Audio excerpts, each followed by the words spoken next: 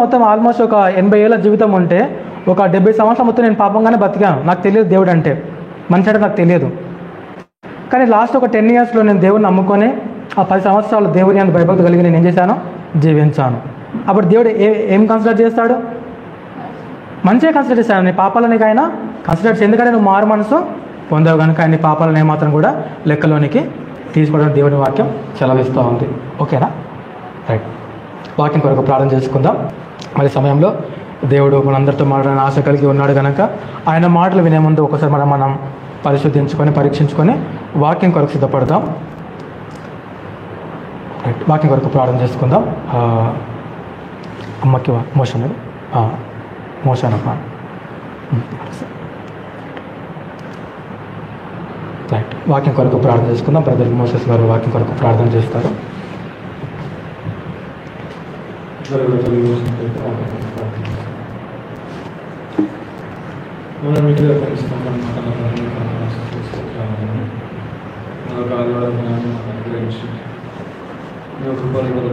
అవును, స్తోత్రాలు.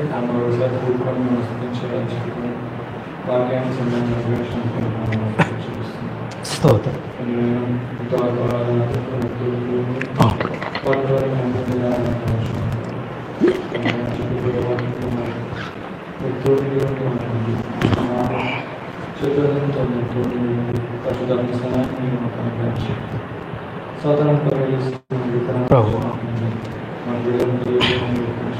స్తోత్రం. అవునాయన,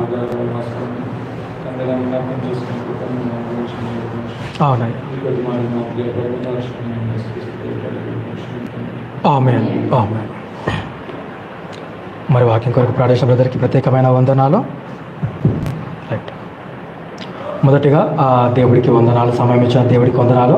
తర్వాత కూడి వచ్చిన మీ అందరికీ కూడా ప్రభువు నా యొక్క శుభాది వందనాలు. అందరు బాగున్నారు కదా? రైట్. బాగాలేకున్నా మనం బాగుండాలి, బాగుండాలని అనాలి, బాగుంటాం కూడా, అంతేనా? రైట్. మనం వాక్యంలోనికి వెళ్దాం. మరి దేవుడు గడిచిన వారం అంతా కూడా ఆయన ఏం చేసిన వాళ్ళందరూ కూడా కాచి కాపాడాడు. అవునా కదా? ఈ సమయాన్ని చూడలేక ఎంతోమంది చూడలేకపోతూ ఉన్నారు. చూడండి, సమయం ఇచ్చిన వాళ్ళేమో సమయాన్ని ఉపయోగించుకోవట్లేదు, తర్వాత లేని వారేమో కావాలని అడుగుతూ ఉన్నారు. ఒక ఎగ్జాంపుల్ చెప్పేసి మనం వాక్యంలోనికి వెళ్దాము. మీరు క్రైస్తవుల్లో ఉన్న ఎవరైనా గుడ్డివారు కానీ కుంటివారు వారి దగ్గరికి వెళ్ళి అడగండి. వాళ్ళు ఏమంటారంటే, నాకు దేవుడు ఒకవేళ కరెక్ట్గా, అంటే ఒకవేళ గుడ్డివాడు నాకు దేవుడు కళ్ళు ఇచ్చుంటే నేను ఏం చేస్తుంటే ఆయన మందిరంలో ప్రతిదినం నేను వాక్యము చదివేవాడిని. అది కుంటివాడిని అడిగేవారు అనుకోండి, నేను అందరికంటే ముందుగా నేను వెళ్ళి సంఘంలో ఉండేవాడిని అంటాడు. వాడు అలా అంటాడు. కొన్నిసార్లు మనం లేట్ వస్తాం, అంటే మన పనులను బట్టి కూడా మనం లేట్ వస్తాం, ఎవరు కూడా తప్పుగా అనకూడదు. అంటే చూడండి, సమయానుకూలంగా మనం రావడం ఒకటి నేర్చుకోవాలి. అంటే కొన్నిసార్లు మనం డిలే చేస్తూ ఉంటాం, మెల్లగా వెళ్దాంలే అనుకుంటాం, మెల్లగా వెళ్దాంలే అనుకుంటాం. కానీ మనం ఏది నిర్లక్ష్యం చేసినా కానీ కూడా కనబడదు. కానీ దేవుని యొక్క నిర్లక్ష్యం చేస్తే మాత్రం అది కనబడుతూ ఉంటుంది. అవునా కదా? కాబట్టి అంటే కుంటివాడు కానీ గుడ్డివాడు కానీ మంచిగా ఉన్న వ్యక్తి కూడా సమయాన్ని మనం ఏం చేసుకోవాలి, సద్వినియోగం చేసుకోవాలి. రైట్. వాక్యంలోనికి వెళ్దాం. మనం పోయిన వారం ఏం వాక్యం విన్నాం గుర్తుకుందా? పరలోకం గురించి మనం విన్నాం.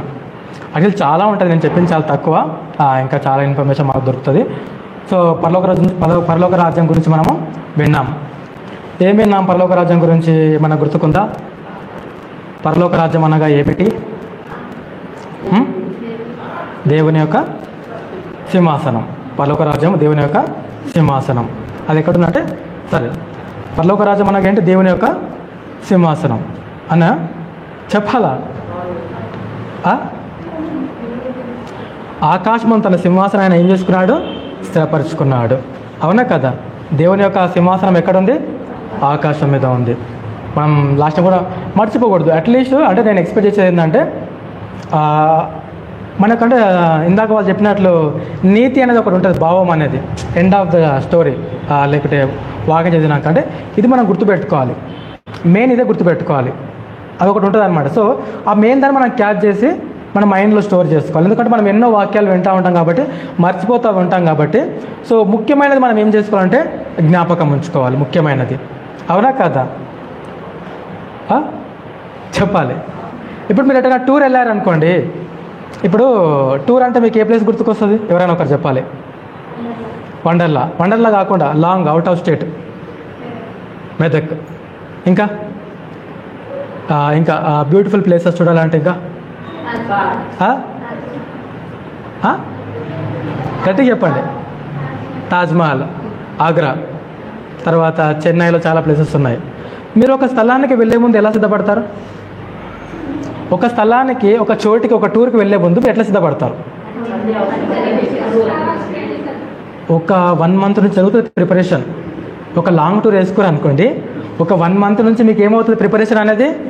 ఇది కొనుక్కోవాలి, అది కొనుక్కోవాలి, అది కొనుక్కోవాలి, అది తీసుకోవాలి, ఇది తీసుకోవాలి, ఆ రోజు అది వండుకోవాలి, ఇది వండుకోవాలి. ఒక లాంగ్ ప్రిపరేషన్ జరుగుతూ ఉంటుంది అనమాట. ఎక్కడికి? ఒక చోటికి వెళ్ళేసి రావడానికి. ఒక 10 days టూర్ పెట్టుకుంటే 1 month ప్రిపరేషన్ ఉంటుంది అనమాట. అవునా కదా? రైట్. సో ఎంతగానో మనం ప్లాన్ చేసుకుంటాం. లగేజ్లు చూసుకుంటే 10 daysకి మన లగేజ్ చూస్తే ఏమంటాయి? డైలీ ఒక లగేజ్ అనిపిస్తుంది మనకు. అవునా కదా?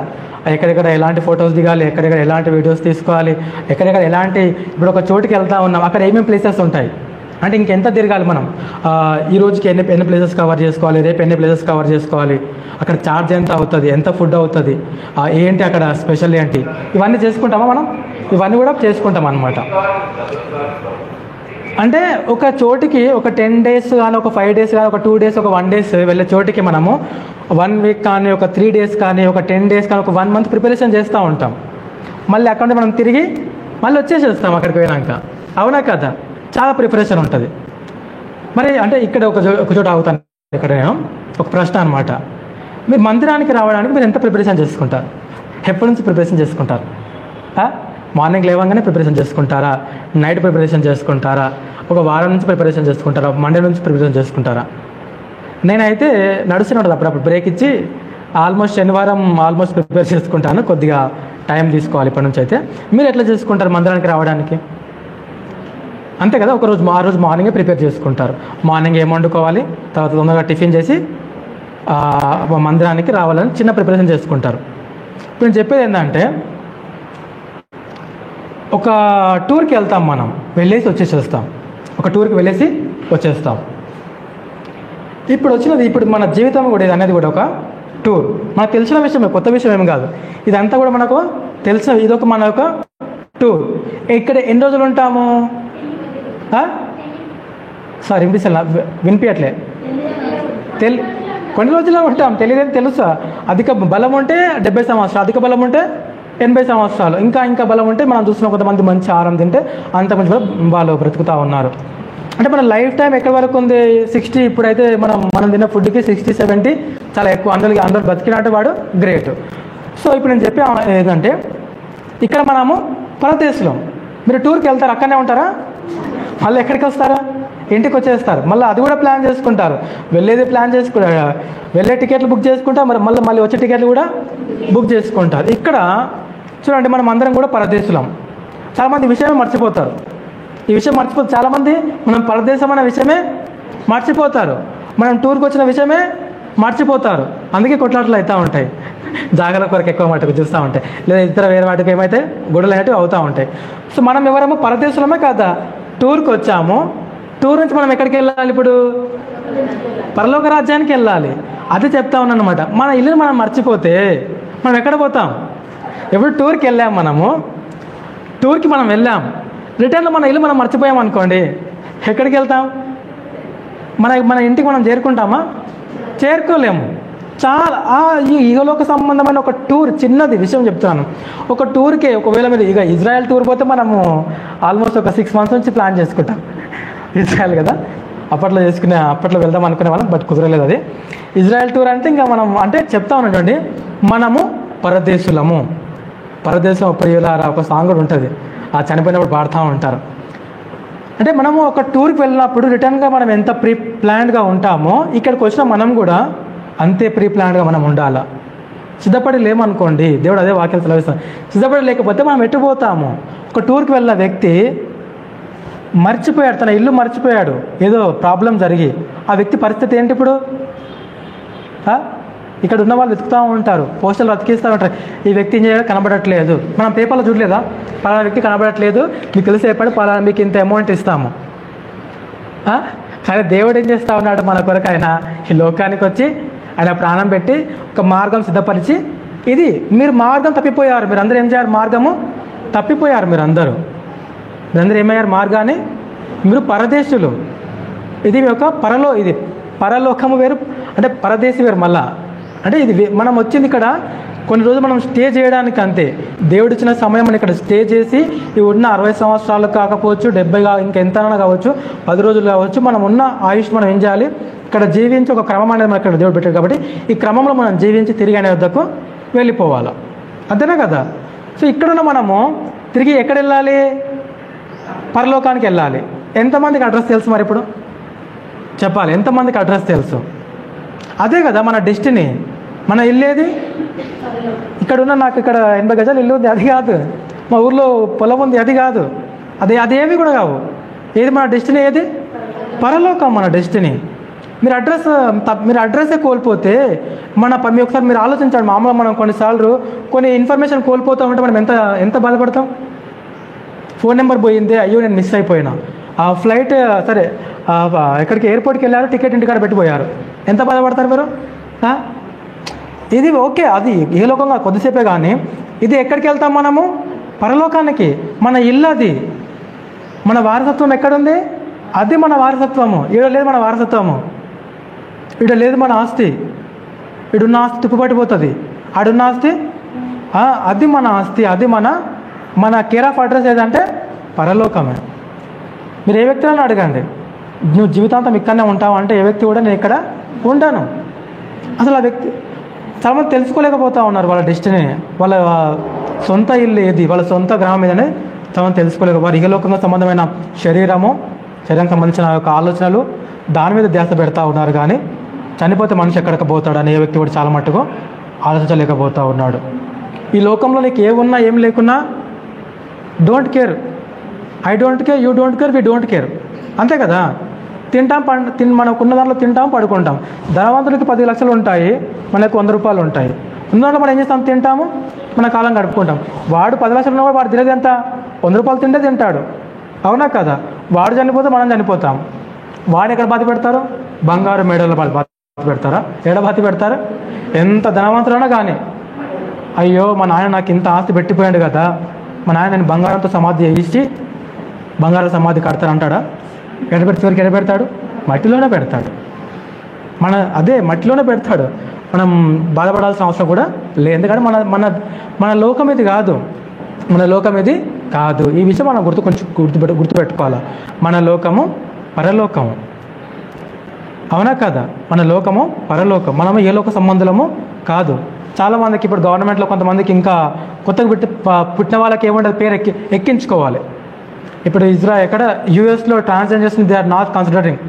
అసలు ట్రాన్స్జెండర్ వాళ్ళు కన్సిడర్ చేయట్లేదు. మేల్ ఫీమేల్ అదర్స్ ఉంటుంది కదా మనకు. యూఎస్లో ఇప్పుడు అదర్స్ తీసేశారు.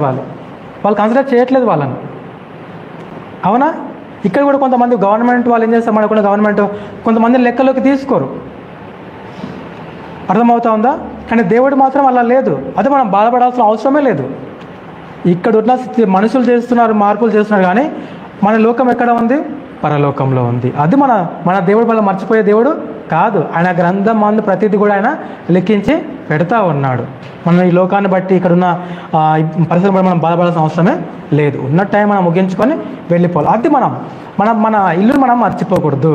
మన ఇల్లు మనం ఏం చేయొద్దు? మర్చిపోకూడదు. అవునా కదా? సో మన తండ్రి మనకొకరే తండ్రి, ఆయన తల్లి, ఆయన సమస్తము ఆయననే మనకు. ఇక్కడ అంటే భార్య ఉంటుంది, భర్త ఉంటారు, తర్వాత పిల్లలు ఉంటారు, రకరకాలుగా మనకు రిలేషన్స్ ఉంటాయి. కానీ పరలోకంలో మనకు దేవుడు ఒక్కడే. ఆయన మన తండ్రి, తల్లి, సమస్తం ఆయనే. నువ్వు బాధలో ఉన్నప్పుడు ఆయన ఓదార్చే తల్లి అవుతాడు. నువ్వు బలహీనంగా ఉన్నప్పుడు ఆయన బలపరిచే తండ్రి అవుతాడు. నీకు ఏదైనా హెల్ప్ చేయాలంటే, ఏదైనా మంచి విషయం చెప్పాలంటే ఆయన స్నేహితుడు అవుతాడు నీకు. అవునా కదా? అది మన యొక్క చెప్పాలి. మన యొక్క వారసత్వం అక్కడ ఉందన్నమాట. మన సొత్తు పరలోకంలో ఉంది. పరదేశి ఇది మన యొక్క సొత్తు కాదు, మన సొంతం కాదు. ఇక్కడికి వచ్చాము, వెళ్ళిపోతాం. ఈ స్కిన్ కూడా చూడండి, అప్పుడప్పుడు మనకు ఇట్లా పడితే ఇలా అదేమొస్తుంది? మైలో ఏమంటే మనం డస్ట్ వస్తుంది అనమాట. అది చూస్తే ఇలా చూసుకుంటే మట్టే. ఏంటది? మట్టే. ఏది కూడా ఆఖరికి మన శరీరం కూడా మనది కాదు. కాబట్టి దేవుడు ఒక ప్రణాళికను ఏర్పాటు చేసి ఈ ప్రాసెస్ పెట్టాడు. కాబట్టి ఈ ప్రాసెస్ మనం అందరం కూడా ఏం చేయాలి? సక్సెస్ఫుల్గా కంప్లీట్ చేయాలి. అంతే మన పని. అంటే ఆయన ఇచ్చిన ఈ యొక్క లైఫ్ టైంని చక్కగా మనం ఏం చేయాలంటే కంప్లీట్ చేయాలి. ఓకేనా? రైట్. సో మనం పోయిన వారం చూసుకున్నాం, పరలోకం గురించి చూసుకున్నాం, దానికి రకరకాల పేర్లు కూడా చూసుకున్నాం. దేవుడు ఉండే స్థలము, ఇంకేం చూసుకున్నాం? మనకు దేవుని యొక్క రాజ్యం అని కూడా చూసుకున్నాం, నిత్య జీవం అని కూడా మనము చూసుకున్నాం. దేవుడు ఎక్కడ తన సింహాసనం ఎక్కడేసాడు? పరలోకం తన సింహాసనం కూడా అక్కడ ఆయన ఏం చేస్తా? రాజ్య పరిపాలన చేస్తూ ఉన్నాడు. ఆయన సమస్తంలో ఉన్నాడు. అక్కడ ఆయన ఒక రాజ్య పరిపాలన చేస్తూ ఉన్నాడు. తర్వాత మనం చూసుకుంటే పరలోకంలో ఏమేమి ఉంటాయంట? పరలోకంలో ఏమేమి ఉంటాయి? నెక్స్ట్ అదే కదా, పరలోకంలో ఏమేమి ఉంటాయి? ఏడుపు ఉంటుందా? దుఃఖం ఉంటుందా? మరి ఎందుకు నమ్మకం అట్లా చూస్తూ ఉన్నారు మీరు? అక్కడ ఏమో అంటే ఈ లోక సంబంధమైన మన హృదయానికి బాధ కలిగించేది ఏది కూడా అక్కడ, మన హృదయానికి బాధ కలిగించేది అక్కడ ఉండదు. అంటే అక్కడ ఏముంటుంది? సమాధానము, సంతోషము, అన్లిమిటెడ్. అది లిమిటెడ్ కాదు, మళ్ళీ అది అన్లిమిటెడ్గా ఉంటుంది. అంటే సమృద్ధిగా ఉంటుంది. అది కూడా ఆత్మ సంబంధమైనది. అది మళ్ళీ చెప్తా ఉన్నాను, మనం కొన్ని గుర్తుపెట్టుకోవాలంటే ఇక్కడ ఉన్నాక బ్రదర్, అక్కడ పోయినాక మళ్ళీ శరీరంతోనే అని ఆలోచించద్దు. అది ఆత్మ సంబంధమైనది. అది ఆత్మలోకం. అది ఆత్మ సంబంధమైన లోకం. అది అవునా కదా? ఇది శరీర సంబంధమైన లోకం. అది ఆత్మ సంబంధమైన లోకం. కాబట్టి ఆత్మకు ఏమి కావాలో దేవుడు అక్కడ ఆయన పెట్టాడు. ఓకేనా? అక్కడ సమృద్ధిగా ఉంటుంది, సంతోషం సమృద్ధిగా ఉంటుంది. సంతోషంలో వల్ల లోటు కొద్దుగా ఉండదు. అవునా కదా? అవునా కదా? దేంట్లో కూడా అంటే ఈ దుఃఖం, ఈ హృదయానికి బాధ కలిగించే ఏవి కూడా అక్కడ ఉండవు అన్నమాట. ఏవి కూడా అక్కడ ఉండవు. అర్థమవుతుంది కదా? అక్కడ ఏముంటుంది? నిత్యానందం మనకు అక్కడ కనబడుతూ ఉంటుంది, నిత్య సంతోషం మనకు కనబడుతూ ఉంటుంది. ఆ దుఃఖమైన, బాధ అయినా, ఏడుపు అయినా అక్కడ ఎలాంటి పెయిన్ అనేది మనకు అక్కడ ఉండదు అన్నమాట. ఓకేనా? దీని తర్వాత మనం ఏం చూసుకున్నాము? మర్చిపోయారా? ఒక వారానికి మనం ఏం చూసుకున్నాం? దీని తర్వాత మనం ఏం చూసుకున్నాము? 2 కొరింథీయుల రాసిన పత్రిక చదివిస్తారా? 2 కొరింథీయుల రాసిన పత్రిక 12వ అధ్యాయం మనం చూసుకుంటే పౌలు గారి నుంచి మనం చూసుకున్నాం. 2 Corinthians chapter 12 verse 2. ఎవరైనా చదివి హెల్ప్ చేయండి నాకు, నన్ను అక్క వాళ్ళకి. ఒక మనుషుని నేను ఎరుగుదును, అతడు చాలు. ఇక మనం చూసుకుంటే క్రీస్తునందు ఒక మనుషుని నేను ఏం చేస్తానో ఎరుగుదును, 3వ ఆకాశంలోకి అతడు ఏమయ్యాడు? కొనిపోబడ్డాడు. ఎవరు అతడు? పౌలు గారు. ఆయన గురించి ఆయన సాక్ష్యం ఇస్తూ ఉన్నాడు. సో 3 ఆకాశం నుంచి మనం కూడా మనము చూసుకున్నాం. మొదటి ఆకాశం, 2వ ఆకాశం, 3వ ఆకాశం. మొదటి ఆకాశంలో ఏముంటుంది? మనకిప్పుడు కనిపించే పక్షాదులు కానీ, వర్షము, మబ్బులు కానీ, ఇదంతా కూడా మనకు ఫస్ట్ లేయర్ కింద మనం చూసుకున్నాం. మొదటి ఆకాశం, దాని గురించి మనం రిఫరెన్సెస్ కూడా చూసుకున్నాం. 2వ ఆకాశంలో మనకి ఏం కనబడతా ఉంటాయి? నక్షత్రాలు కనబడతాయి, స్టార్స్, నక్షత్రాలు, సన్, మూన్, ఆ తర్వాత ఆస్ట్రాయిడ్స్ అవి ఉంటాయి కదా, అవి 2వ ఆకాశానికి సంబంధించినవి. 3వ ఆకాశంలో మనం చూసుకున్నవి ఏంటంటే దేవుడు అక్కడ తన సింహాసనం ఏర్చుకుని ఆయన అక్కడ కూర్చున్నాడు. అవునా కదా? ఓకేనా? ఇదే కదా మొదటి ఆకాశం, 2వ ఆకాశం, 3వ ఆకాశం. వీటి గురించి మనము చూసుకున్నాం. అవునా కదా? రైట్. ఇప్పుడు ఒకసారి దేవుడు కూడా ఎలా ఉన్నాడో చూసుకుందాం. ఒకసారి అక్కడ దేవుడు కూడా ఎలా ఉన్నాడు మనకు ఆయన ఒకసారి చూపించాడు, అది కూడా చూసుకుందాం. సో 3వ ఆకాశంలో ఆయన ఏం చేస్తున్నాడు? సింహాసనం వేసి అక్కడ ఆయన రాజ్య పరిపాలన చేస్తూ ఉన్నాడు. ఒకసారి దేవుడి గురించి కూడా చూసుకుందాము. ప్రకటన గ్రంథము, యోహాను గారు రాసిన ప్రకటన గ్రంథము, మొదటి అధ్యాయము 10వ వచనం. Revolutions chapter 1 verse 10. ప్రభువు దినమందు ఆత్మవశుడై ఉండగా బూరధ్వని వంటి గొప్ప స్వరము నీవు చూచున్నది రాసి. రైట్. 13 చదువమ్మా.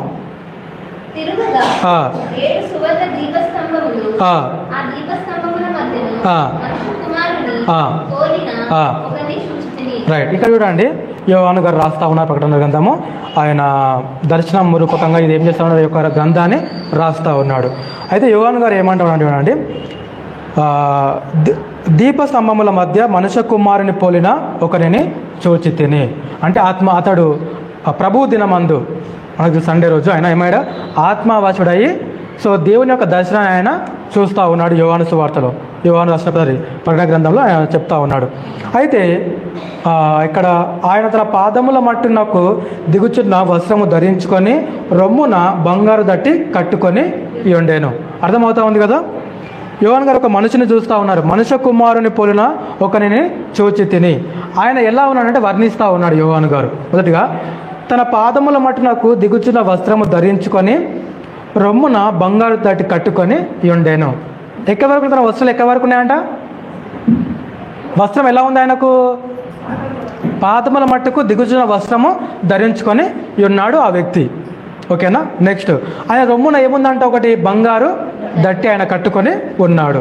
నెక్స్ట్ ఆయన తల వెంట్రుకలను తెల్లని ఉన్నిని పోలినవై హిమమంతా ధవలముగా ఉండెను. తల వెంట్రుకలు ఎలా ఉన్నాయంట?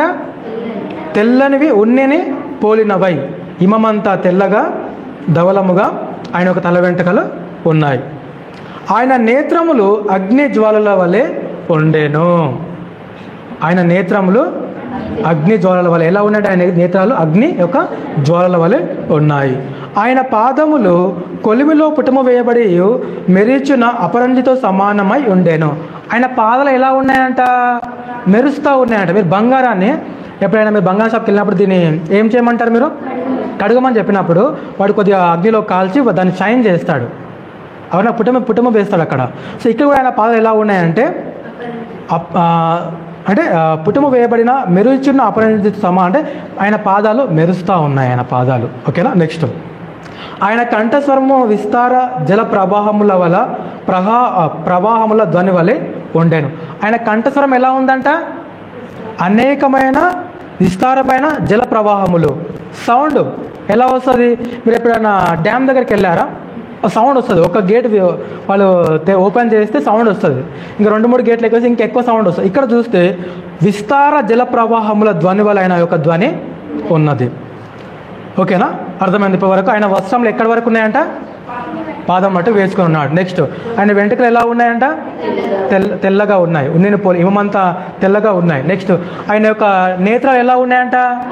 అగ్ని జ్వాలల వలె ఉన్నాయి. అవునా కదా. తర్వాత మనం చూసుకుంటే నెక్స్ట్ ఏంటి? ఆయన యొక్క స్వరం ఎలా ఉందంట? విస్తారమైన జల ప్రవాహం వల్ల ఆయన యొక్క స్వరము ఉంది. ఇందాక మనం చదివిన కీర్తన గ్రంథం 68వ అధ్యాయంలో కూడా యెహోవా భీకరుడు, భయంకరుడు అంటే అక్కడ వ్యూ అనేది అలా ఆ విధంగా ఆయన వర్ణించాడు అనమాట. అర్థమవుతుంది కదా. అంటే దేవుడు ఇలా ఉన్నాడు, నేను ఎగ్జాక్ట్గా చెప్పట్లేదు, ఈ విధంగా ఆయన యొక్క కొన్ని విషయాలు ఇక్కడ ఆయన చూపిస్తూ ఉన్నాడు. అంటే మనకు కూడా అక్కడ అలానే కనబడతాడా? లేదు, అలా అనుకోకూడదు. అంటే ఇందాక చెప్పాక బ్రదర్ మీరు అక్కడ మరి శాంతి, సమాధానం, ప్రేమ, దేవుడు ఈ విధంగా చూస్తే మేము భయపడిపోతాం అంటారా? లేదు. అక్కడ అంటే అదే పౌలు గారు అంటా ఉన్నాడు. పౌలు గారు ఏమంటా అన్నానంటే నేను శరీరంతో వెళ్తున్నా, శరీరం లేక వెళ్తున్నా నాకు అది దేవుడికే తెలుసు. అంటే కొంత ఇన్ఫర్మేషన్ మాత్రమే పౌలు గారు మనకు ఇస్తాం. ఇందాక మనం చదువుకున్న 2 కొరింథీయుల రాసిన పత్రికలో 1-2లో చదవండి అన్నమాట. 2 Corinthians chapter 2 chapter 12 verse 2 last లైన్లో ఉంటుంది. నేను శరీరంతో కొనబడిపోతున్నా, శరీరము లేక కొనబడిపోతున్నా నాకు నేను ఎరుగను, అది దేవునికే. అవునా. సో అట్లా ఆ విధంగా ఉంటుంది అనమాట. ఓకేనా, రైట్. సో మనం ముందుకు వెళ్దాం. ఇప్పుడు ఈ సమయంలో పరలోక రాజ్యం చూసుకున్నాం కదా. పరలోక రాజ్యం గురించి ఇంకా చాలా విషయాలు ఉన్నాయి, బట్ కొన్ని విషయాలు చెప్పడానికి నేను ప్రయత్నిస్తూ ఉంటాను. సారీ, ఒక్క నిమిషం.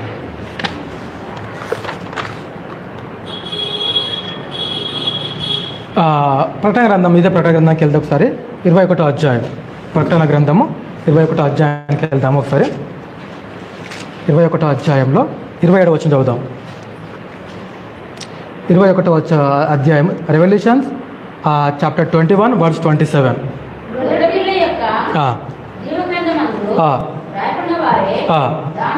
దానిలో ప్రవేశింతురు కానీ నిషిద్ధమైన దేదైనను అసహమైన దానిని అబద్ధమైన దానిని జరిగించువాడైనను దానిలోనికి ప్రవేశింపడు. అయితే ఇక్కడ ఒక మాట మనం గుర్తుకుంచుకోవాలి. మన నివాసం ఎక్కడుందన్నా నేను? మన నివాసం ఎక్కడుంది? పరలోక రాజ్యం. ఇప్పుడు ఆ పరలోక రాజ్యానికి వెళ్ళాలంటే, ఇప్పుడు మనము అమెరికా వెళ్ళాలంటే మనకేం కావాలి? వీసా కావాలి, పాస్పోర్ట్ అండ్ వీసా కావాలి కదా, రైట్. వీసా కావాలి. ఒకవేళ ఈ వీసానిగా మనం కోల్పోతే ఏమవుతుంది? మనం తిరిగి వస్తామా? రాలేం మనం. మళ్ళీ అక్కడ వాళ్ళ యొక్క ప్రాసెస్ ఉంటుంది, ఆ ప్రాసెస్ మనము ఫాలో కావాలి. దేవుడు ఏమంటాడు చూడండి, అక్కడ నుండి మనం ఇక్కడికి వచ్చాం, అంటే క్రీస్తులో నుండి మనం ఇక్కడికి వచ్చాం. జగతికి పునాది వేయబడకుండా మనం ఆయన క్రీస్తు మన ముందే ఏర్పరచబడి ఉన్నాం. సో ఇక్కడ దేవుడు ఏమంటాడు, గొర్రెపిల్ల యొక్కయు జీవ గ్రంథమందు వ్రాయబడిన వారే దానిలో ప్రవేశింతురు. గొర్రెపిల్ల యొక్క జీవ గ్రంథము అంటే గొర్రెపిల్లకి ఏముందంటే ఒక జీవ గ్రంథము ఉంది. అంటే ఎవరికి ఉంది ఆ గ్రంథము? యేసుక్రీస్తు యొద్ద ఒక జీవ గ్రంథం అనేది ఉంది. ఆ జీవ గ్రంథమందు వ్రాయబడిన వారే దానిలో ప్రవేశిస్తారు.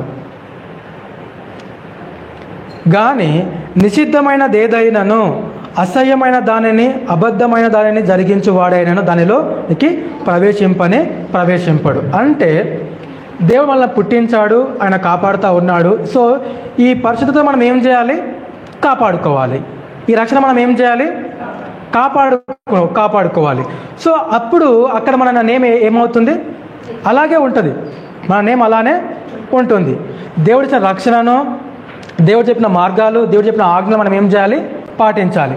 ఇవి కాకుండా మనం ఎప్పుడైతే చేస్తామో అక్కడ మన పేరు అనేది పోతూ ఉంటుంది. అవునా కదా? దేవుడు అదే ఉంటాడు, ఎవరైతే పేర్లు ఆ యొక్క జీవ గ్రంథంలో ఉంటాయో వారు మాత్రమే అందులో ఏమవుతారు? ప్రవేశిస్తారు. అమెరికా వెళ్ళినప్పుడు మన వీసా మనం ఏం చేసుకో భద్రంగా కాపాడుకోవాలి. నిర్లక్ష్యం చేస్తే వీసా పోతుంది, తిరిగి వారు ఇండియాకి రావడానికి ప్రాబ్లం అవుతుంది. దేవుడు ఆ విధంగా అంటున్నాడు, ఈ యొక్క రక్షణ మీరు ఏం చేయాలి? ఈ యొక్క హోలీనెస్ మీరు ఏం చేయాలి? కాపాడుకోవాలి. ఎప్పుడైతే మీరు దీన్ని కాపాడుకోకుండా నిర్లక్ష్యం చేస్తారో ఈ హోలీనెస్ అనేది మీకు ఏమవుతుంది? పోతుంది. ఇది పోయినప్పుడు మీ పేరు కూడా పోతుంది. సో ఏ విధంగా పోతుందంటే దేవుడు అన్నాడు, నిషిద్ధమైన దానిని, అసహ్యమైన దానిని, అబద్ధమైన దానిని జరిగించువాడు. అంతే కదా? హోలీనెస్ ఉందా అక్కడ? పవిత్రత ఉందంటారా? ఇవి జరిగిస్తున్నప్పుడు పోతుంది. సో వీరు దానిలో ఏమాత్రం కూడా ప్రవేశింపరు. అర్థమవుతుందా? దేవుని వాక్యం అర్థమవుతుందా? ఈ ఉన్నవారు మాత్రం అందులో ప్రవేశింపరు. అలాగే మనం ముందుకు వెళ్దాము. ఒకసారి చూసుకుందాం. మత్తయి సువార్తకి వెళ్దాం. 22వ అధ్యాయం. మత్తయి సువార్త 22వ అధ్యాయము.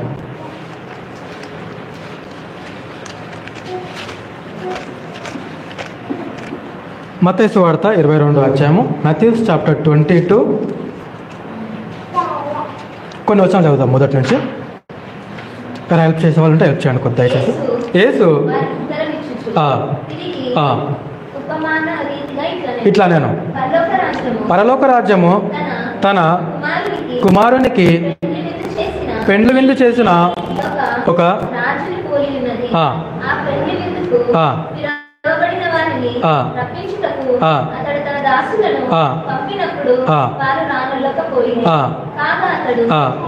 ఇదిగో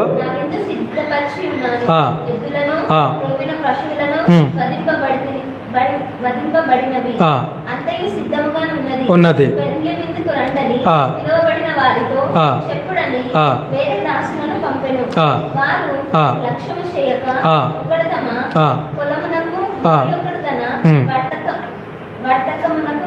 చాలు. ఇక్కడ చూడండి, కొన్ని మాటలు చూడండి.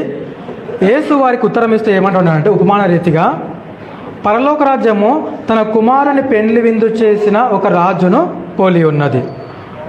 పరలోక రాజ్యం ఎలా ఉందంట? ఒక రాజు ఉన్నాడు. ఆ రాజు తన కుమారునికి ఏం చేస్తూ ఉన్నాడు? పెళ్లి చేస్తూ ఉన్నాడు. సో ఆ విందుకి ఏం చేస్తూ ఉన్నాడంటే అనేకులను పిలుచుటకై తన దాసులను పంపించాడు. అవునా కదా? పరలోక రాజ్యం తన కుమారుని పెళ్లి విందు చేసిన ఒక రాజును పోలి ఉన్నది. అవునా కదా? ఒక రాజును పోలి ఉన్నది. ఆ రాజు ఏం చేస్తూ ఉన్నాడంటే అనేకులను ఆ యొక్క పెళ్లి యొక్క తన కుమారుని యొక్క పెళ్లి విందుకు పిలవడానికి తన దాసులను పంపించాడు. అక్కడ దాసులు ఏమంటా ఉన్నారు? రప్పించుటకు తన దాసులు పంపినప్పుడు వారు రానొల్లక పోయిరి. వాళ్ళు ఏం చేయలేరంట? రాలేదంట. కింద చూస్తే, ఇదిగో నా విందు సిద్ధపరిచి ఉన్నది, ఎద్దులను క్రొవ్విన పశువులను వధింపబడినవి అంతయు సిద్ధముగా ఉన్నవి, పెండ్లి విందుకు రండని పిలువబడిన వారితో చెప్పుడని వేరే దాసులను పంపగా వారేమంటా ఉన్నారు? వారు లక్ష్యము చేయలేదు. ఇంకా కొంతమంది దాసులను పంపించాడు, వెళ్ళి తీసుకొని రండి పెళ్లి విందుకు అంటే వాళ్ళు ఏం చేస్తూ ఉన్నారు? వాళ్ళు కూడా నిర్లక్ష్యము చేయలేదు. తర్వాత వారు ఏమని చెప్తున్నారు, నేను పొలానికి వెళ్ళేది ఉంది, ఇంకా వేరే చోటుకి వెళ్ళేది ఉంది. తక్కిన వారు ఏమంటున్నారు, తక్కిన వారు ఏం చేస్తున్నారు, తన దాసులను పట్టుకొని అవమానపరిచి చంపిరి. అవునా కదా? చాలామంది ఏం చేస్తారు, తన దాసులను అవమానపరిచి చంపేశారు. కాబట్టి రాజు కోప్పడి తన దండ్లను పంపి ఆ నరహంతకులను సంహరించి వారి పట్టణము తగలబెట్టించెను. అప్పుడు అతడు పెండ్లి సిద్ధంగా ఉన్నది కానీ పిలువబడిన వారి పాత్రలు కారు గనుక రాజ్య మార్గమునకు పోయి మీకు కనబడే వారందరినీ పెండ్లి విందుకు పిలువబడని తన దాసులతో చెప్పాను. ఆ దాసులు రాజమార్గమున పోయి చెడ్డవారినేమి మంచివారినేమి తమకు కనబడిన వారందరినీ పోగు చేసిరి గనక విందునకు వచ్చిన వారితో ఆ పెళ్లి చాలా నిండెను. ఇక మనం గమనించాల్సింది చూడండి, దేవుడు మనం ఆది కాండం నుంచి చూసుకుంటూ వస్తే తన యొక్క పరలోక రాజ్యం గురించి చెప్తా వస్తూ ఉన్నాడు. అవునా కదా? మనం చూసుకుంటే ఆది కాండం 6వ అధ్యాయంలోనే వాళ్ళు పాపంలో పడిపోయారు, దేవునికి కోపం పుట్టించారు. నోవా ఒక్కడు దేవుని యందు నీతిమంతులై ఉండి మళ్ళీ అక్కడ మన యొక్క జన్మ స్టార్ట్ అయింది. ఆ టైంలో నోవా ఒకరు నీతిమంతులుగా ఉండకపోతే అక్కడనే సమాప్తి అయిపోయేది. అవునా కదా? దాని తర్వాత మనం చూసుకుంటే ఇజ్రాయేల్ ప్రజలు, దేవుడు ఇజ్రాయేల్ ప్రజల గురించి మొదటిగా ఆయన వారికి చెప్పాడు, గద్దించాడు, మీరు ఈ మార్గంలో వెళ్ళకండి, ఈ మార్గంలో వెళ్ళండి. వాళ్ళు ఏం చేస్తూ ఉన్నారు, విగ్రహారాధన చేస్తూ వస్తూ ఉన్నారు. దేవుడు చేసే ప్రవక్తలను పంపించాడు. అవునా కదా? ప్రవక్తలను పంపించాడు, వారితో చెప్పించాడు. విన్నారా? కొంతమంది విన్నారు, కొంతమంది ఏం చేశారు, మిగతా వారు ఏం చేశారు, ప్రవక్తలను సైతము చంపించేశారు. అవునా కదా? అర్థమవుతుంది. ఇక్కడ ఉపమానం మనం గమనిస్తే దేవుడు ప్రతి ఒక్కరిని పిలుస్తూ ఉన్నాడు పరలోక రాజ్యానికి. ఆ రాజు పిలుస్తూ ఉన్నాడు, ప్రతి ఒక్కరిని పిలుస్తూ ఉన్నాడు. అవి ఎందుకు పిలుస్తూ ఉన్నాడు? ఆనాడు మనం చూసుకుంటే ఆది కాండంలో మనం చూసుకుంటే నిర్లక్ష్యం చేస్తూ ఉన్నారు. దేవుడు తన దాసులను పంపించాడు, ప్రవక్తలను పంపించాడు. ఇది రైట్ మార్గము, ఇది తప్పు, ఇది రాంగ్ మార్గము, మీరు చేస్తుంది తప్పు, మీరు చేస్తుంది రైట్ చెప్తా ఉంటే చాలామంది ప్రవక్తలు ఏం చేశారు, రాళ్ళతో కొట్టి చంపిన వారు ఉన్నారు. ఈ విధంగా అంటే రకరకాలుగా దేవుని మాటను నిర్లక్ష్యం చేసిన వారు ఉన్నారు. మొదటిగా ఇజ్రాయెల్ ప్రజలకే ఇవ్వబడి ఉంది దేవుని యొక్క వాగ్దానం మనం చూసుకుంటే, కానీ వాళ్ళు దాన్ని ఏం చేశారు, నిర్లక్ష్యం చేశారు, వాళ్ళు దాన్ని త్రోసివేశారు. అవునా కదా? అప్పుడు దేవుడు మళ్ళీ ఏం చేశాడు, ఆయనను ఇక్కడ మన కింద చూసుకుంటే దేవుడు ఏమంటున్నాడు, గనుక రాజ్య మార్గంలోకి పోయి మీకు కనబడే వారందరినీ పెండ్లి విందుకు పిలువబడని తన దాసులతో చెప్పాను. అవునా కదా? అప్పటి వరకు అది లిమిటెడ్ ఉండే, కానీ ఇప్పుడు ఇక్కడ వచ్చేసరికి యేసుక్రీస్తు వచ్చి ఏం చేస్తే అన్లిమిటెడ్ చేసేసాడు. ప్రతి ఒక్కరికి సువార్త, ఎవరికి, ప్రతి ఒక్కరికి. అవునా కదా? ప్రతి ఒక్కరికైనా ఆయన సెలవిస్తూ ఉన్నాడు. సో ఇక్కడ చూసుకుంటే రాజులు వచ్చి ఏం చేశారు, ఆ దాసులు వచ్చి ఏం చేశారంటే ఆ రాజమార్గంలో ఉన్నవారందరినీ కూడా ఏం చేస్తారు, సమకూర్చి పెండ్లి విందుకు తోలుకొని పోయారు. అంటే మన ఇప్పుడు ఈ యొక్క సువార్త మన వరకు రావడానికి గల కారణం యేసుక్రీస్తు ప్రభువారు. ఆయన లేకుంటే మనకి ఇంతవరకు వచ్చేది అది కాదు. సో ఇప్పుడు ఇది మన అందరికీ కూడా, ఓన్లీ ఇజ్రాయేల్ వారికేనా మన అందరికీ ఇప్పుడు ఇది మన అందరికీ వచ్చిన యొక్క సువార్త. ఏంటి ఆ సువార్త? యేసుక్రీస్తు మనం నమ్ముకోవడము, ఆయన రాజ్యంలో మనము వెళ్ళడము. అవునా కదా? సో ఇప్పుడు మనందరూ కూడా ఏం చేస్తాం, ఇప్పుడు రక్షణ పొందాము, రక్షణ అవసరం అందరూ కూడా ఉన్నాయి. ఇక్కడ మనం పైన చదివితే 11వ వచనం చదివితే, రాజు కూర్చున్న వారిని చూడ లోపలికి వచ్చినప్పుడు అక్కడ పెళ్లి వస్త్రములు ధరించుకొనని ఒకని చూచి, స్నేహితుడా, పెళ్లి వస్త్రములు లేక ఇక్కడికి ఎలాగో వచ్చితివి అని అడగగా వాడు మౌని అయి ఉండెను. పెళ్లికి ఎలా రావాలి? పెళ్ళికి ఎలా వెళ్తాం మనం? పెళ్లి వస్త్రాలు వేసుకొని వెళ్తాం. అవునా కదా? బెగ్గర్స్ టైప్లో వెళ్తామా? వెళ్ళాము. పెళ్ళికి పెళ్లి వస్త్రాలు ఉంటాయి. సో పెళ్లి వస్త్రాలు వేసుకొని మనము వెళ్తాం పెళ్ళికి. అది ఇక్కడ దేవుడు రాజు ఏమంటాడంటే, అక్కడ కూర్చున్న వారిని కొంతమందిని చూసి అక్కడ ఒకరిని చూసి ఏమంటాడంటే, స్నేహితుడా, పెళ్లి వస్త్రములు లేక ఇక్కడికి ఎలాగ వచ్చితివి నీవు అని అడగగా వాడు ఏమైనాడంట, మౌనంగా ఉన్నాడు. అంటే మిగతా వారు ఏం వేసుకొని వచ్చారు? అవునా కదా? మిగతా వాళ్ళు ఏం వేసుకొని వచ్చారు? పెళ్లి వస్త్రాలు వేసుకొని వచ్చారు. మరి వీడు ఎందుకు వేసుకోలేదు? వీడు ఏం చేస్తున్నాడు? నిర్లక్ష్యం చేశాడు. వీడు ఏం చేశాడు? నిర్లక్ష్యం చేస్తూ ఉన్నాడు. అర్థమవుతుంది కదా? వెంటనే దేవుడు ఆ రాజు ఏమంటాడు అక్కడ, అంతటా రాజు వీని కాలు చేతులు కట్టి వెలుపటి చీకటిలోనికి త్రోసివేయుడి, అక్కడ ఏడ్పును పండ్లు కొరుకుటయు ఉండునని పరిచారకులతో చెప్పాను. సో రాజు ఏమంటాడు అక్కడ, వీడికి పెళ్లి వస్త్రాలు లేవు గనక వీని కాలు చేతులు కట్టి ఎక్కడ పడేయమంటున్నాడు? వెలుపట, బయట ఉన్న చీకట్లో వీని ఏం చేయండి? త్రోసివేయడి, అక్కడ ఏముంటుందంట, ఏడ్పును పండ్లు కొరుకుటయు ఉండని పరిచారకులతో చెప్పాడు. ఇక్కడ మనం చూస్తే మనందరికీ కూడా సువార్త ఇప్పుడు ఏమైంది, అందింది. అవునా కదా? ఇప్పుడు మనం అందరం ఏం చేయాలి, సిద్ధపడి ఉండాలి. సో ఈ రక్షణ మనం ఇప్పుడు ఏం చేసుకున్నాం, రక్షణ మనం అందరం కూడా తీసుకున్నాం. చాలామంది కూడా రక్షణ మనకి ఇప్పుడు ఏ వస్త్రాలు ఉన్నాయి, రక్షణ వస్త్రాలు ఉన్నాయి, తెల్లని వస్త్రాలు కాదు. మనకి ఏ వస్త్రాలు ఉన్నాయి, రక్షణ వస్త్రాలు ఉన్నాయి. అవునా కదా? సో ఇదే పరలోక రాజ్యం. మనం పరలోక రాజ్యానికి మనం వెళ్తాం. అవునా కదా? చనిపోయిన తర్వాత మనం వెళ్తాం. అక్కడ ఎవరికైతే రక్షణ వస్త్రాలు లేకుంటాయో, అర్థమవుతుంది కదా, ఎవరికైతే రక్షణ వస్త్రాలు లేకుంటాయో దేవుడు అంటాడు, వారితో ఏమంటాడు, ఫస్ట్ అడుగుతాడు. ఏమని అడుగుతాడంటే, నువ్వు రక్షణ వస్త్రాలు లేక ఇక్కడికి ఎలా వచ్చితివి? అవునా కదా? మిగతా వాళ్ళందరికీ అక్కడ ఏమున్నాయి, రక్షణ వస్త్రాలు ఉన్నాయి. ఇంకొక చెప్తాను, రక్షణ వస్త్రములు లేక నువ్వు ఇక్కడికి ఎలా వచ్చితివి అనగా వాడు మనం ఎప్పుడు రక్షణ లేని వారు అక్కడ ఏమవుతారు, సైలెంట్ అయిపోతారు. వాళ్ళకి మాట్లాడడానికి అవకాశం ఉంటుంది. అక్కడ నేను వేసుకురాలేదు, నేను తీసుకోలేదు, నీ రక్షణ తీసుకోలేని అక్కడ అడగడానికి అవకాశం ఉంటుందా? మౌనం, సైలెంట్గా ఉండాలి అంతే ఇంకా. అవునా కదా? చూడండి, అప్పుడు దేవుడు అంటాడు, వీని కాలు చేతులు కట్టి వెలుపడి చీకటిలో పడేయండి.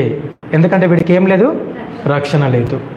పరలోకంలో ఉండాలంటే మనిషికి ఏం కావాలి, రక్షణ కావాలి. ఆ రక్షణ ఎలా వస్తుంది, క్రీస్తు ద్వారా వస్తుంది. ఎప్పుడైతే మనం క్రీస్తును సొంత రక్షకుడిగా అంగీకరిస్తామో, ఆయన జననం మరణం పునరుద్ధానం ఎప్పుడైతే నమ్ముతామో, మన కొరకు ఆయన ప్రాణం పెట్టడం ఎప్పుడైతే విశ్వసిస్తామో, మారు మనసు పొంది మనం ఎప్పుడైతే రక్షణ తీసుకుంటామో, అప్పుడు మనకేమొస్తాయి, రక్షణ వస్త్రాలు వస్తాయి. రక్షణ వస్త్రాలు ప్రతి ఒక్కరు కూడా ఏమవుతారంట, కాళ్ళు చేతులు కట్టి వెలుపడి చీకటిలో పడుతూయబడతారు. దేవుని వాక్యం అర్థమవుతుంది కదా?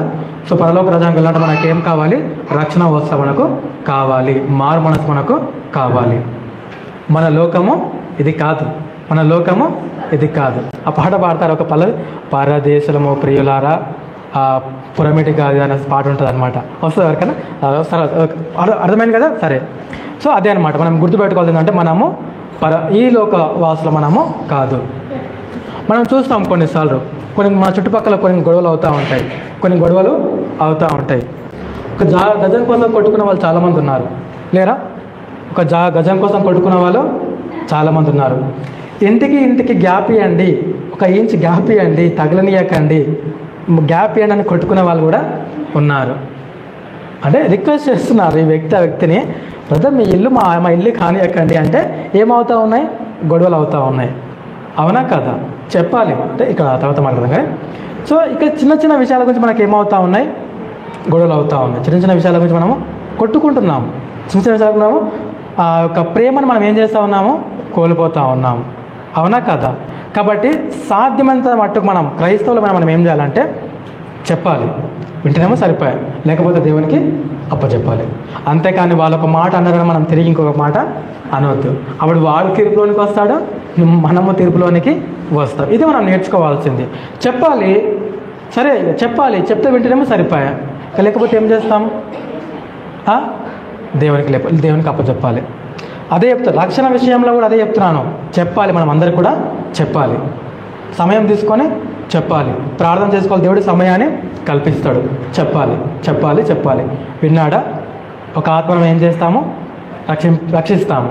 వినలేదా? ఒక ఆత్మను మనము కోల్పోతాం. అర్థమైతే దేవుని వాక్యం అర్థం. సో ఈ విధంగా మనము ముందుకెళ్ళాలి. మనము ఈ లోక నివాసులు మనము కాదు.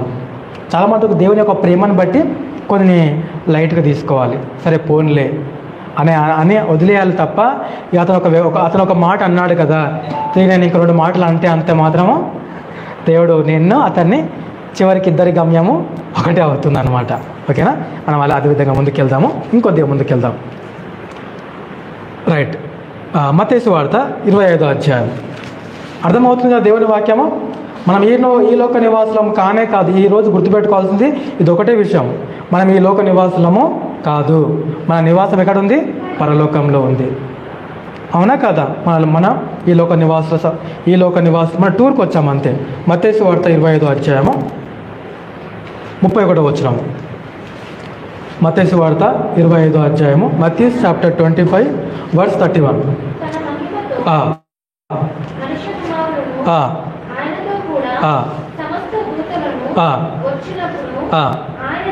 ఆ, మహిమగల ఆ, సింహాసనం మీద ఆ, ఆసీనుడై ఉండును. ఉండును. అప్పుడు ఆ, సమస్త జనులు ఆ, ఆయన ఎదుట ఆ, పోగు చేయబడుదురు. పోగు చేయబడుదురు. గొల్లవాడు గొల్లవాడు మేకలలో నుండి మేకలలో నుండి గొర్రెలను వేరుపరచునట్లు ఆయన వారిని వేరుపరిచి తన కుడివైపున గొర్రెలను ఎడమవైపున మేకలను చాలు. చూడండి దేవుని వాక్యము. తన మహిమతో మనుష్య కుమారుడు, మనం ఇందాక చూసాం రెవల్యూషన్స్ చాప్టర్ 1లో కూడా మనం చూసాం. మనుష్య కుమారుని పొందిన ఒక వ్యక్తిని యోహాను గారు చూస్తూ ఉన్నారు దర్శనమందు. సో మనుష్య కుమారుడు తన మహిమతో కూడా సమస్త దూతలను వచ్చినప్పుడు ఆయన తన మహిమ గల సింహాసనం మీద ఆసనుడై ఉండును. అప్పుడు సమస్త జనములు ఆయన ఎదుట ఏమవుతారంట? పోగు చేయబడతారు. సమస్త జనము. ఇక్కడ అందరం కూడా ఏమవుతాము? ఇక్కడ కూర్చున్న మనం అందరం బయట ఉన్న ప్రతి ఒక్కరు ఏమవుతారు? అప్పుడు ఆయన ఎదుట పోగు చేయబడతారు. నెక్స్ట్ చూస్తే అప్పుడు సరే, గొల్లవాడు మేకల నుండి గొర్రెలను వేరుపరిచినట్లు ఆయన వారిని వేరుపరిచి. మీరు చూడండి, గొల్లవాడు చూడండి, గొర్రెలను మందలను మేకల మందలను ఆ దొడ్డి ఉంటుంది కదా, మార్నింగ్ లేవంగానే టిఫిన్ బాక్స్ రెడీ చేసుకొని ఆ డోర్ ఓపెన్ చేస్తాడు. ఆ కటికలతో ఉన్న డోర్ని ఓపెన్ చేసి మేకలు బయటకు వచ్చేస్తాయి. తర్వాత మళ్ళీ గొర్రెలు కూడా బయటకు వచ్చేస్తాయి. సో సాయంత్రం అంతా కూడా మేపుకొని వస్తాడు. డే అంతా మేపుకొని వచ్చి సాయంత్రానికి వచ్చేసరికి ఏం చేస్తాడంటే, మీరు చూసారో లేదో ఊర్లలో ఇప్పటికీ ఉన్నాయన్నమాట. అంటే కట్టెలతో కట్టిన ఒక రౌండ్గా ఉంటుంది, ఇవి లోపల పోయి ఉంటాయన్నమాట. మేకలు అలాగా ఉంటాయి, గొర్రెలకు అలాగా ఉంటుంది. సో వీడు ఏం చేస్తాడంటే, గొల్లవాడు మేక వస్తూ ఉంటాయి కదా, మేకను అటు పంపిస్తాడు, గొర్రెనేమో ఇందులో పంపిస్తాడు, మేకను అందులో పంపిస్తాడు. రెండింటిని ఏం చేస్తాడు? రెండు కలిసి పెట్టడానికి వీలు లేదు, కొట్టుకుంటాయి అవి. అవునా కదా? రైట్. సో గొర్రెల యొక్క మంద ఉంటుంది కదా, ఏమంటారు దాన్ని, టెంట్ టైప్లో, చిన్న టెంట్ టైప్లో కట్టెలతో అందులోకి వెళ్తాయి. మేకలేమో వాటి యొక్క దాంట్లోకి వెళ్తాయి. సో ఆ విధంగానే దేవుడు కూడా ఏం చేస్తా అంటాడు, నేను గొల్లవాడు గొర్రెలను మేకలను ఏ విధంగా అయితే వేరు చేస్తాడో, సపరేట్ చేస్తాడో, నేను కూడా మిమ్మల్ని సపరేట్ చేస్తాను. మరి ఎవరు ఇక్కడ గొర్రెలు ఎవరు, మేకలు ఎవరు చూసుకుందాం, ముందుకెళ్దాం. అవునా కదా? 34వ వచనం. అప్పుడు రాజు, సరే ఇక్కడ చూస్తే అక్కడ మనం చూసుకుంటే ఇప్పుడు ఎడమ వైపున ఎవరున్నారు? లెఫ్ట్ హ్యాండ్ ఎవరున్నారంటే ఇక్కడ ఎడమ వైపున మేకలను, కుడివైపున గొర్రెలు ఉన్నాయన్నమాట. మీరు తప్పుగా అనుకోద్దు, ఇక్కడ మేకలు ఇక్కడ అలా అనుకోకూడదు. మళ్ళీ అలా అనుకొని బ్రదర్ అంటే ఇలా అన్నాడు మమ్మల్ని అలా అనుకోవద్దు. దేవుని ఎదుట అదే చాలా పాజిటివ్గా తీసుకోవాలి. కొన్నిసార్లు అంటే వాక్యం చెప్పే వారి మీద కొంత మనకు అంటే ఇక్కడ లేవు కానీ నేను బయట మనం వింటాం కదా, నెగిటివ్గా చెప్తారు అనమాట. ఏంటి మనల్ని పాస్టర్ అట్లా అన్నాడు, మనల్ని మేకలు అన్నాడు, లెఫ్ట్ సైడ్లో మనమే కూర్చున్నామంట, అయ్యో అలా అనుకోకూడదు. ఓకేనా? మన దేవుని వాక్యాన్ని మనం వాక్యంగా ఆలోచించాలి, అంతే కదా. నెగిటివ్ ఆలోచన వారికి ఎప్పుడు నెగిటివ్గానే ఆలోచిస్తారు, పాజిటివ్ ఆలోచన ఎప్పుడు పాజిటివ్గానే. Be positive. ఓకేనా? నా బ్లడ్ ఓ నెగిటివ్. ఓకేనా? రైట్. ఓకే, ముందుకు వెళ్దాం. సో దేవుడు ఏం చేశాడంటే అప్పుడు ఆయన రాకడ వచ్చేసి ఏం చేశాడంటే, లెఫ్ట్ సైడ్న మేకలు ఉన్నాయంటే, రైట్ సైడ్లో గొర్రెలు ఉన్నాయి. అంటే మనుషులు వీళ్ళందరూ, కాకపోతే ఆయన వేరుపరిచాడు. ముందుకు వెళ్తే చూసి మనం గమనిస్తే ఇక్కడ మనం మాట్లాడితే ఎవరితో అంటున్నాడు? 34. అప్పుడు రాజు తన కుడివైపున ఉన్నవారిని చూచి, కుడివైపు అంటే ఇదే కదా నా రైట్ హ్యాండ్, కుడివైపున ఉన్నవారిని చూసి ఏమన్నాడు? నా తండ్రి చేత ఆశ్రయపడిన వారులారా రండి, లోకము పుట్టినది మొదలుకొని మీ కొరకు సిద్ధపరిచిన రాజ్యమును స్వతంత్రించుకొనుడి. ఏ రాజ్యం? ఈ రాజ్యము పరలోక రాజ్యం. అవునా కదా? ఈ రాజ్యం ఏ రాజ్యము? లోకము పుట్టినది మొదలుకొని మీ కొరకు సిద్ధపరచబడిన రాజ్యమును మీరు ఏం చేయండి? స్వతంత్రించుకోండి. ఆ రాజ్యం ఏంటి? పరలోక రాజ్యము. మన కొరకైనా సిద్ధపరిచిన రాజ్యం. ఎవరితో అంటా ఉన్నాడు? కుడివైపున ఉన్నవారితో అన్నాడు. కుడివైపున ఎవరు ఉన్నారు? గొర్రెలు ఉన్నాయి. ఓకేనా? రైట్, ముందుకు వెళ్దాం. అయితే దేవుడు అంటా ఉన్నప్పుడు, నేను ఆకలి గొంటిని, మీరు నాకు భోజనము పెట్టితిరి. దేవుడు అంట ఆకలి కొన్నాడంట, ఆ కుడివైపున ఉన్నవారంటే ఆయనకి ఏం చేశారంట? భోజనము పెట్టారంట. చూసాం. దప్పిగొంటిని, నాకు దాహం ఇచ్చితిరి, పరదేశినై ఉంటిని, నన్ను చేర్చుకొంటిరి, దిగంబరనై ఉంటిని, నాకు బట్టలు ఇచ్చితిరి, రోగినై ఉంటిని, నన్ను చూడవచ్చితిరి, చెరసాలలో ఉంటిని, నా యొద్దకు వచ్చితిరని చెప్పాను. అందుకు నీతిమంతులు, ప్రభువా, ఎప్పుడు నీవు ఆకలి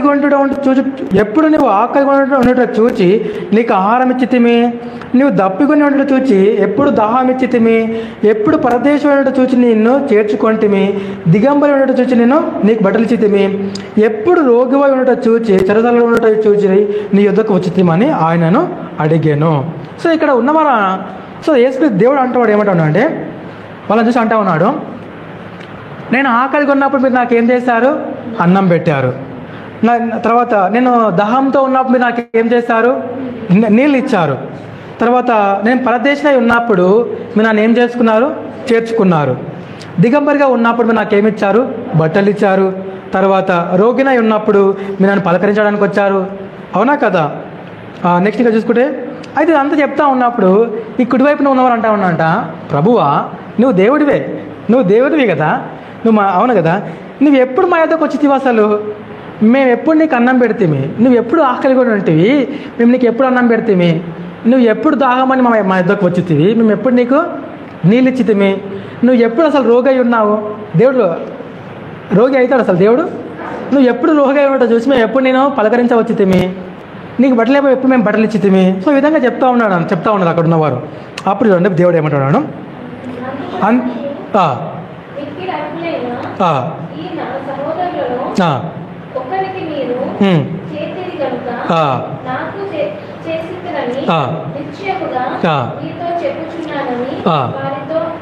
చాలు. ఇక మనం చూసి గమనిస్తే ఈ రైట్ సైడ్లో ఉన్న వారికి ఒక పేరు పెట్టాడు దేవుడు. ఏమనే పేరు? నీతిమంతులు. మనం పైన చూసుకున్నాం కదా, ఆ నీతిమంతులు అంటా ఉన్నారంట.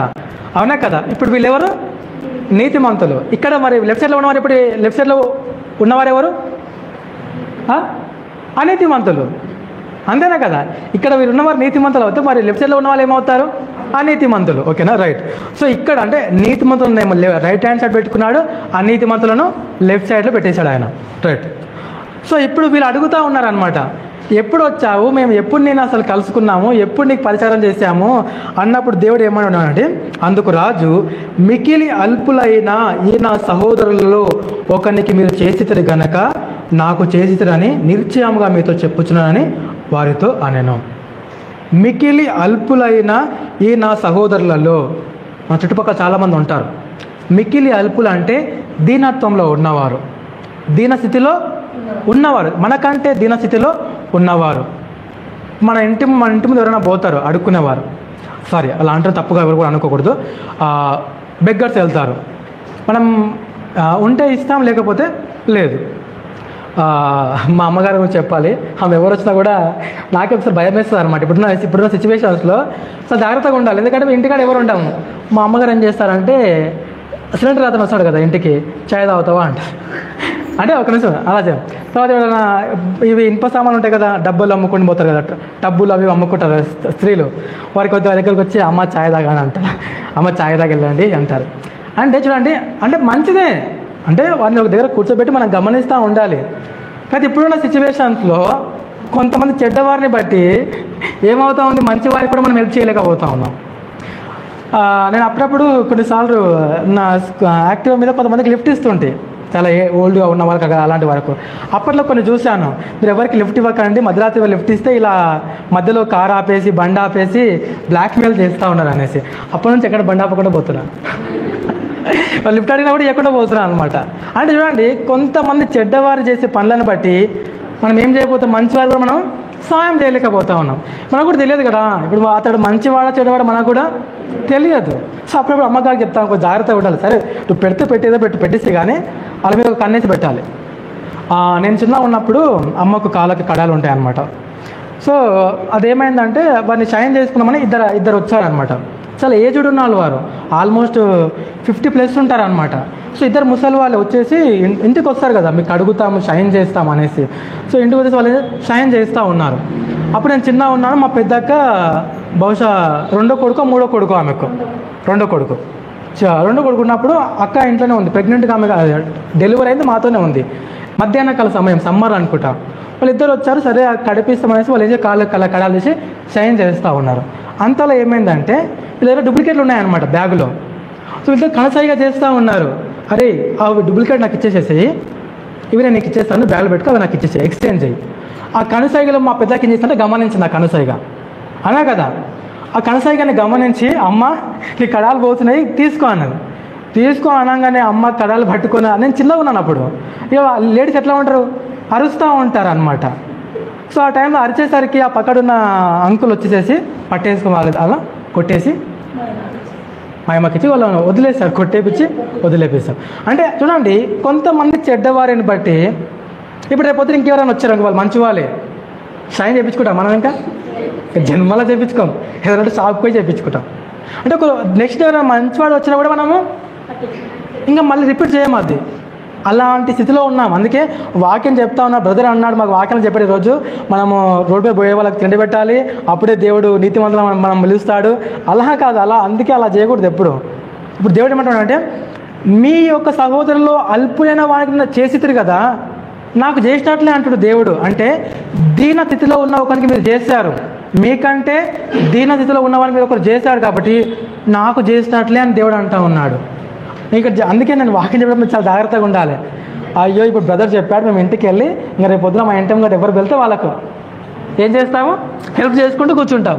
అంటే అప్పుడు మీరు మోసపోతారు, మనం మోసపోతాం. అలా కాదు, నేను అలా చెప్పట్లేదు, చాలా జ్ఞానంగా ఉండాలి.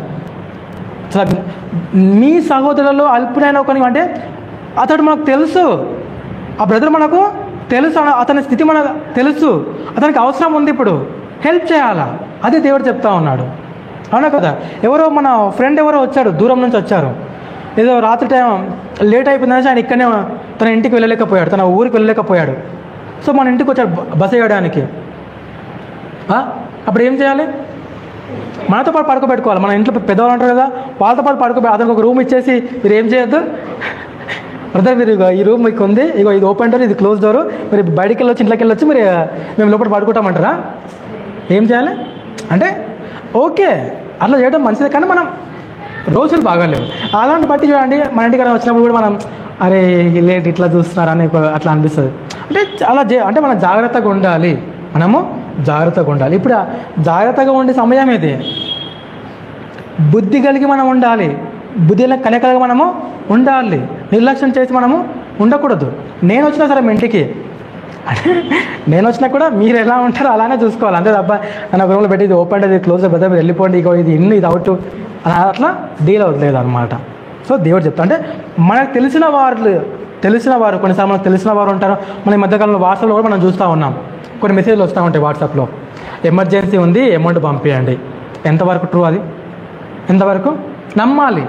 నీకు టైం ఉంటే నువ్వు కాల్ చేసి, నీకు టైం ఉంటే నువ్వు కాల్ చేయి, కనుక్కో, పంపించు.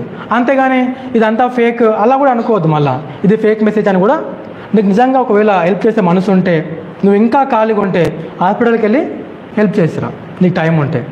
అవునా కదా. లేదు సరే అది ఫేక్ రియల్ నాకు తెలియదు, ఒకవేళ అది రియల్ అయితే నేను ఇచ్చే మనీ వాళ్ళకు హెల్ప్ అవుతుంది, ఒకవేళ అది ఫేక్ అయితే పోతే పోన్నా మనీ, అలా అనుకునే మనసు నీకు ఉంటే ఏం చేయాలి, మనం హెల్ప్ చేయాలి. ఎందుకు మాట చెప్తున్నాడు అంటాడు, దేవుడికి మనకు రెండు ఆజ్ఞలు ఏంటివి, దేవుని ప్రేమించాలి, రెండవది నిన్ను పొరుగువాని ప్రేమించాలి. మన వల్ల మన పొరుగువాని ప్రేమించకుండా ప్రభువాని నేను ప్రేమిస్తున్నాను అంటే దేవుడు దాన్ని యాక్సెప్ట్ చేయడు, దాన్ని దేవుడు యాక్సెప్ట్ చెయ్యడు. ఓకేనా, కిందికి వెళ్దాం, మనకు టైం అవుతుంది, కిందికి వెళ్దాం. అప్పుడు ఇది అయిపోయింది కదా, నీతిమంతులతో అయిపోయింది, సంభాషణ అయిపోయింది. కిందికి వెళ్తే 41 చదువుతారా, చదవండి.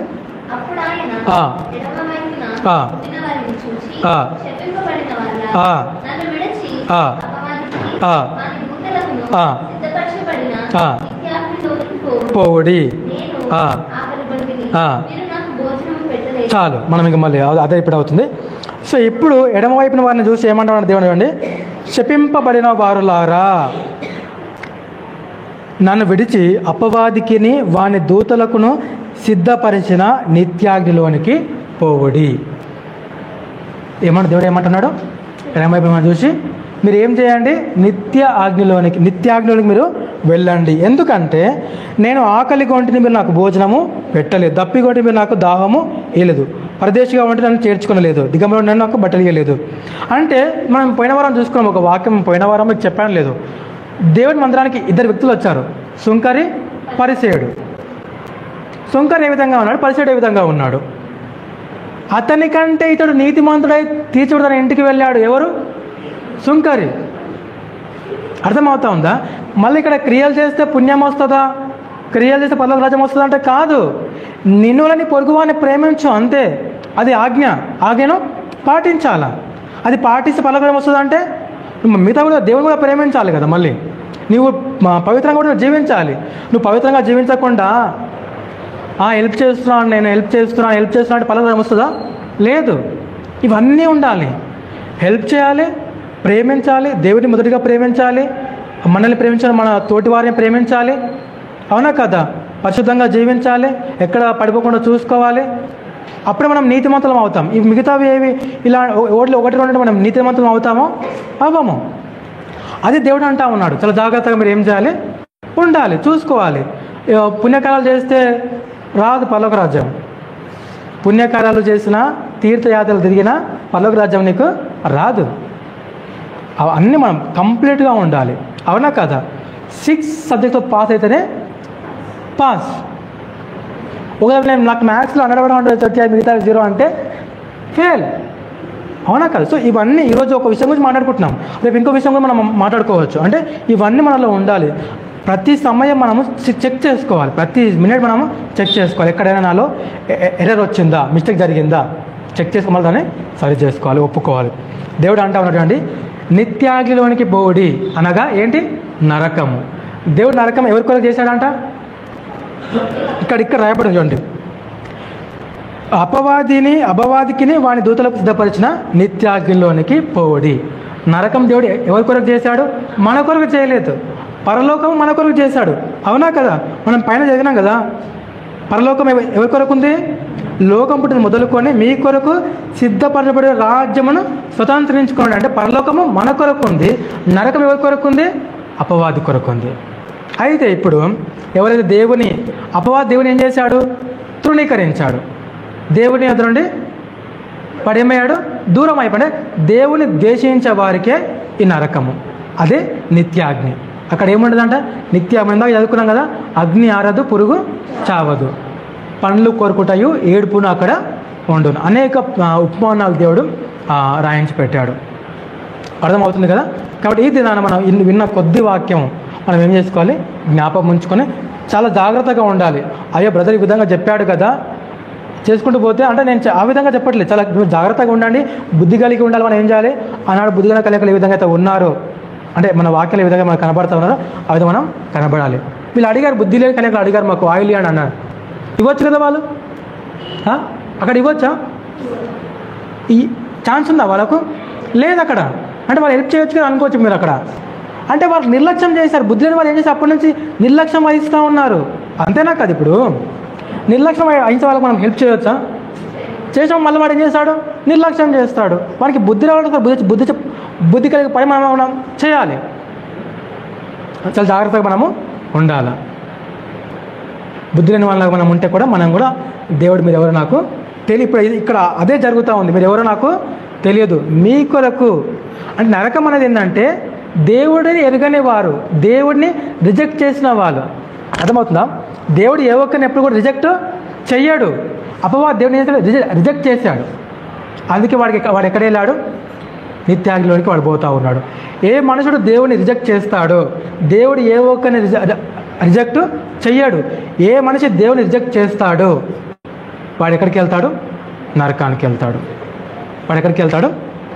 ఒక మంచి మాట చూసుకొని, మీరు భయపడతా ఉన్నట్లున్నారా? ఒక మంచి మాట చూసుకొని మనం ముందు ముగించుకుందాం. యోహాను సువార్త 3వ అధ్యాయము చివరిలో ఒక మంచి మాట చెప్పి మనం ముగించుకుందాం. యోహాను సువార్త 3వ అధ్యాయము. ఎవరికి కూడా భయపడకండి, నరకం అనగానే భయపడొద్దు. 16వ అధ్యాయం మనకు తెలిసిన వాక్యం చదువుకుందాము. యోహాను సువార్త 3వ అధ్యాయం, జాన్ చాప్టర్ 3 వర్స్ 16. ఎంతో ప్రేమించను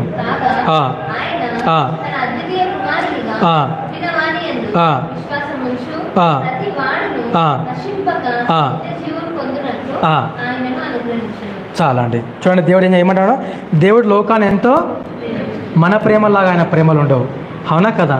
మన ప్రేమలాగా ఆయన ప్రేమలు ఉండవు. దేవుడు లోకాన్ని ఎంతో ప్రేమించాడు. నా తల్లిని నేను ఎంత ప్రేమిస్తాను అంటే ఇంత అని చెప్తాను, నా భార్యను ఎంత అంటే ఇంత అని చెప్తాను, నా పిల్లల్ని ఎంత అంటే ఇంత అని చెప్తాను. లిమిట్ ఉంది. కానీ దేవుడి ప్రేమకు బౌండరీస్ లేవు. ఆయన ప్రేమకు ఆయన ప్రేమకి ఏం లేవంట బౌండరీస్. దేవుడు లోకాన్ని ఎంతో ప్రేమించాడు, కాగా ఆయన తన అద్వితీయ కుమారునిగా పుట్టిన వాని యందు, యేసుక్రీస్తు యందు విశ్వాసం ఉంచి ప్రతి వాడును నశింపక నిత్య జీవం పొందినట్లు ఆయనను దేవుడు మనకు అనుగ్రహించాడు. కాబట్టి ఆ కుమారుని మనం చేర్చుకోవాలి, ఆ కుమారుని మనం విశ్వాసం ఉంచాలి. ఆయన మాత్రం పాపాలను తీసివేయగల దేవుడు, ఆయన నమ్మాలి. అప్పుడు మనము ఆ యొక్క దేవుని యొక్క నిత్య జీవానికి మనం ఏమవుతాము, వారసులం అయ్యాము. మార్గంలో మనం ఆల్రెడీ ప్రయాణిస్తూ ఉన్నాం. కాలేదంటారా? ఇంకెవరైనా డౌట్ ఉంది ఎవరికైనా? మనం వారసులం అయ్యాము. దేవుడు అయితే మార్గం పెట్టాడు, నేనే మార్గము సత్యము జీవము, ఆ మార్గం మనం ఏం చేస్తూ ఉన్నాం, నడుస్తూ ఉన్నాం. ఇప్పుడు దినం మనము ముందుకు వెళ్తూ ఉన్నాం. ఎక్కడో ఆయన మార్గంలోనే ఉన్నాం. కుడికి కానీ అంత వెళ్ళిపోకుండా చూసుకోవాలి. అర్థమవుతుందా? దేవుడు ఎంతో ప్రేమించాడు. ఆయన ఎంతో, నువ్వు ఇంకా తప్పులు చేసినా కూడా దేవుడు మనం ఏం చేస్తాను, ప్రేమిస్తున్నాడు. ఏ ఒక్క రోజున నా బిడ్డ నన్ను సంపూర్ణంగా నన్ను తెలుసుకోకపోతూ ఉంటుందా, మిస్టేక్ చేస్తూ ఉంది, ఇంకా దేవుడు టైం ఇస్తూ ఉన్నాడు. ఈరోజు టైం ఇస్తాను. ఈరోజు నా కుమార్తె నన్ను, నా ప్రేమను తెలుసుకుంటుంది, నేను చేసిన త్యాగాన్ని తెలుసుకుంటుంది. ఆమె పట్ల నేను కలిగి ఉన్న గొప్ప ప్రణాళికలు ఆమె తెలుసుకోకపోతుందా అని దేవుడు టైం ఇస్తూ ఉన్నాడు. కాబట్టి ఇవన్నీ కూడా మన హృదయంలో భద్రంగా పెట్టుకోవాలి. మరియా ఏ విధంగా పెట్టుకుందంట, దేవుని దూత చెప్పినప్పుడు మాటలు హృదయంలో భద్రంగా పెట్టుకుంది. మనం చదువుకున్నాం కదా, క్రిస్మస్ అలా చదువుకున్నాం. దూత చెప్తున్న మాటలు మరియా భద్రంగా తన హృదయంలో ఏం చేస్తుందంట, పెట్టుకుంది దేవుని మాటలు.